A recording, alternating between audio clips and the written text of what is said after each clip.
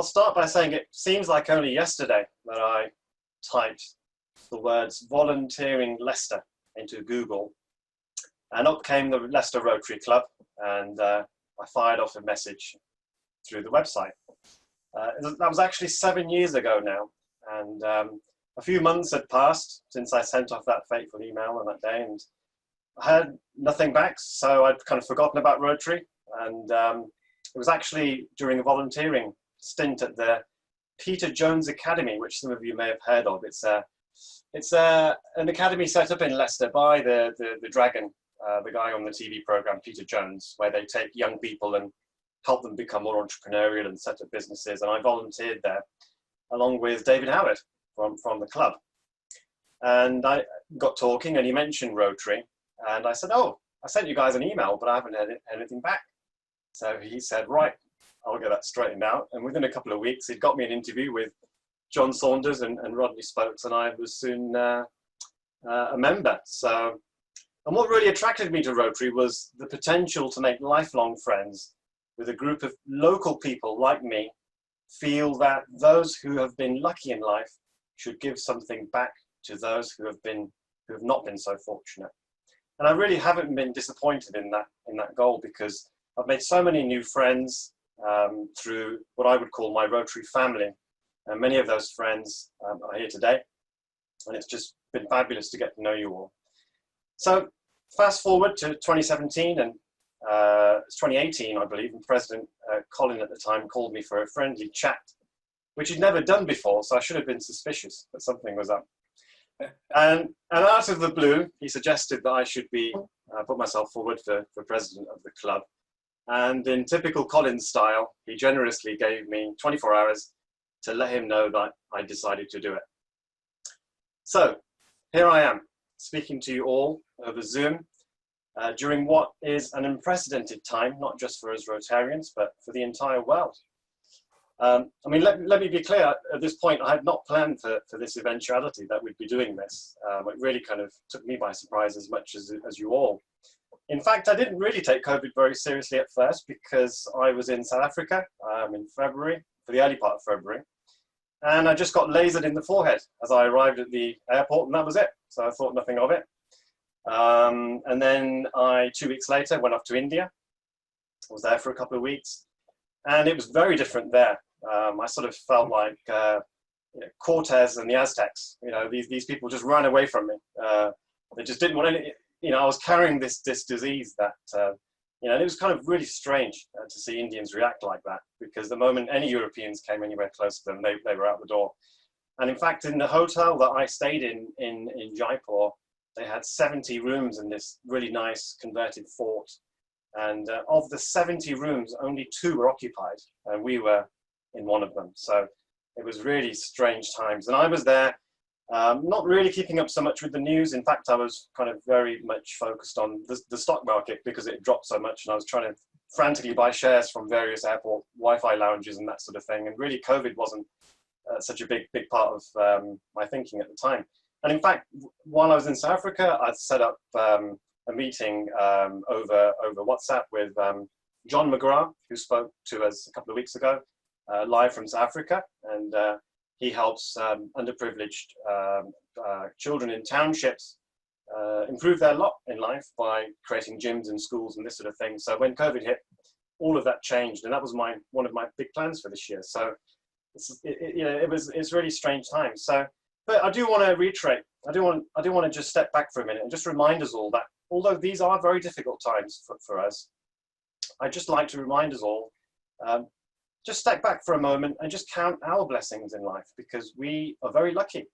We live in a first world country where it's all mainly secure and happy. We've got food in the fridge. We've got access to world-class medical facilities.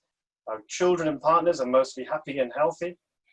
So no matter how difficult we think life may be at the moment, I always do try and remind myself that the vast majority of the global population would very gladly swap their problems for ours. So I think it's just worth bearing that perspective in mind as we go forward.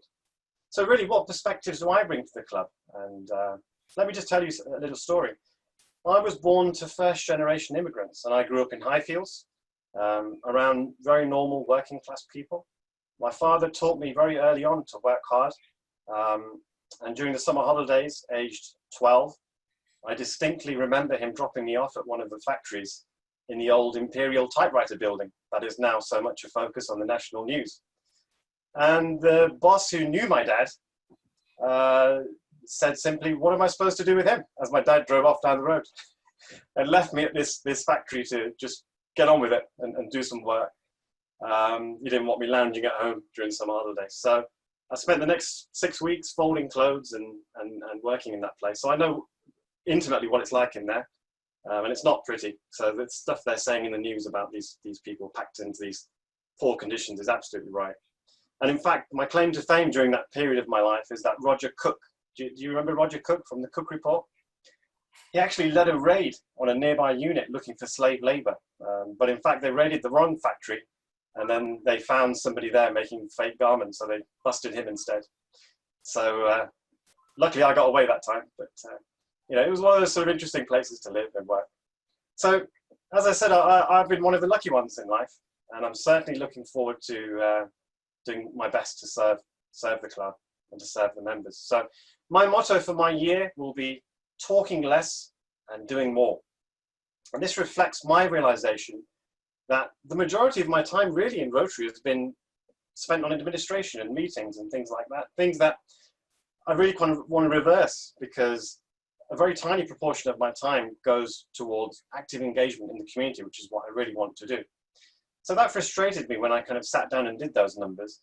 And that's going to be a big part of my year, is just getting out there, getting us out there as much as we can, as safely as we can, given obviously the restrictions that are placed on us. So, and the other thing is, we really can't afford to be complacent anymore, because at our current attrition rate, I predict the club will be no more in 10 to 15 years. And so really, we either adapt or we disappear. It's really that simple. So looking at the club, looking at what do I have to work with and what do I need to build on? Well, as a club, we have an excellent reputation. We're sustainable. We have strong leadership, both currently, I think, and for the next few years. I think we're very well organized.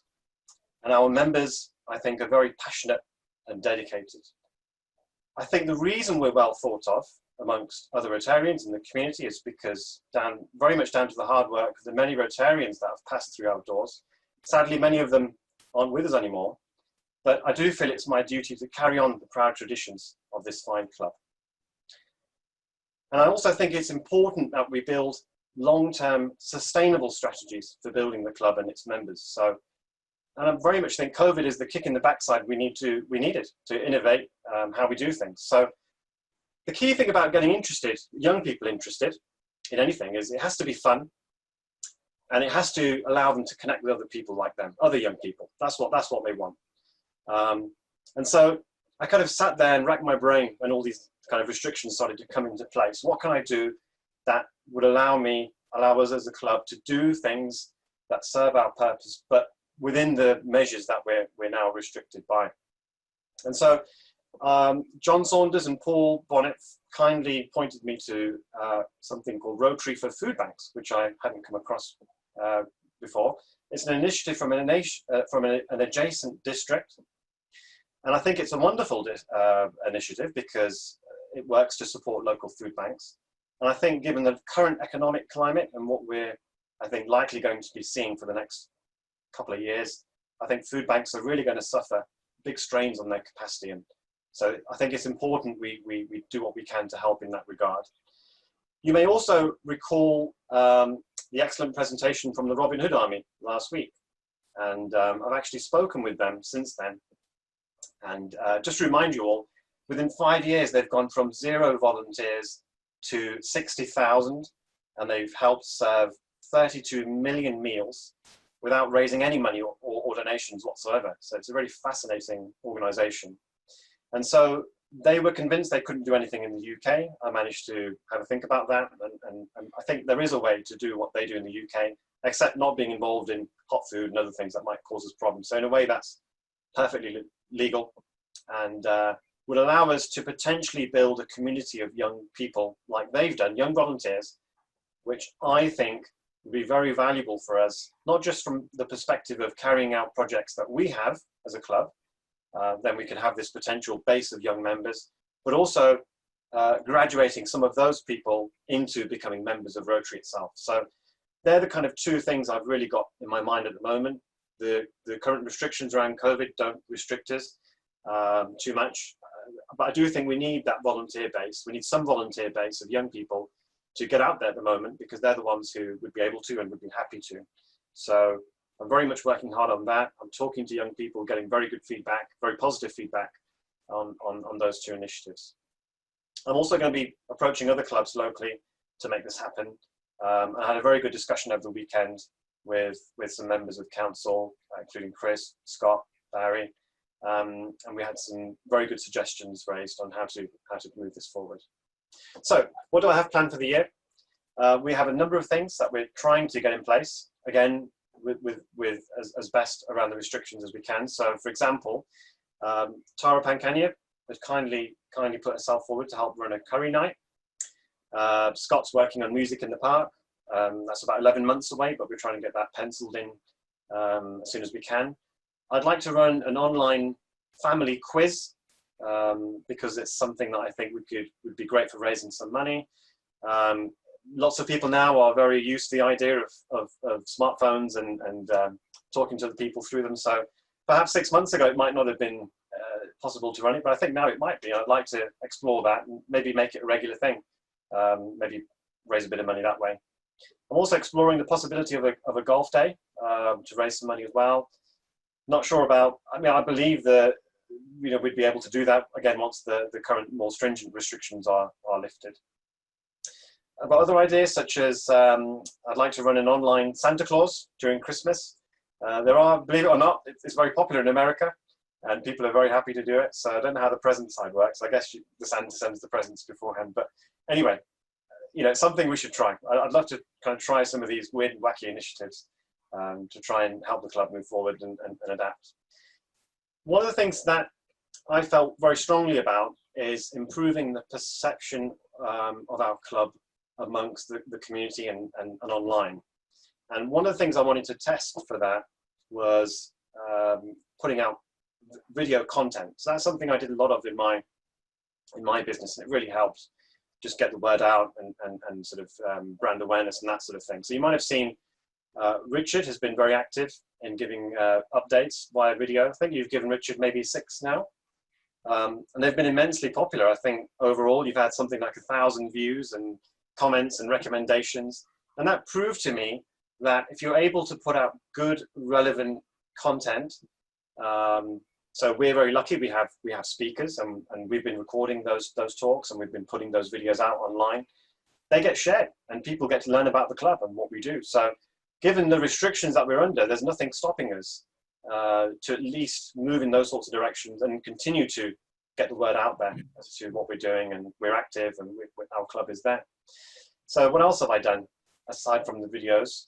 I've also subscribed to Google for Nonprofits, and I think this is a bit of a game changer, because as a Google for Nonprofits qualified participant now, they've given us £10,000 per month in free advertising via Google AdWords. So many of you will be users of Google, and you'll have seen adverts appear. So for example, if I typed in again volunteering in Leicester, we can have our advert appear there now, and people can click on it, and it's all for free because we've passed their checks, and we're now accredited for Google for Nonprofits. And there's no cost, there's no obligation. So it's really a wonderful thing. And actually, I only got to learn about it because my friend works for Google, and he recommended that we should apply, and we did so. And we're now able to spend that money. So I'll be talking with Diana, Scott, and other members to move that forward and get some advertising going to raise our profile. But my utmost priority at the moment is your safety, because I do know that members want to get back to meetings, and I recognise that the online version of this is stopgap, I guess, and it's something we're having to do because we don't have a choice. But as soon as it's safe for us to do so, as you would have seen from an update that Barry sent, after we'd spent a lot of time looking at how we could run the meetings. So we are working very, very hard to make that happen again. And so as soon as it's safe to do so, we will be going back. to physical meetings again. But even once they're running, we will be looking at finding a way to use this format alongside the physical meetings as well. So we'll have a computer in the room facing the audience, and then so members who aren't ready yet to join, they can still interact, ask questions. Hopefully you can hear what's going on in the room. It might be a little bit cranky for the first one or two, but bear with us. I'll find a way to make it work. So, and finally, just before I end, I've also learned in the last couple of years that the committees are the unsung heroes of the club. I'd love to, I want to acknowledge and recognize all the committee members who do such a fantastic job in the background to keep things running smoothly. So thank you guys for that, and it's really appreciated. So it's going to be a year of hard work for sure, but I hope also some fun along the way. And I hope you're all ready to join me and your fellow Rotarians to do what we do best, which is service before self. Thank you.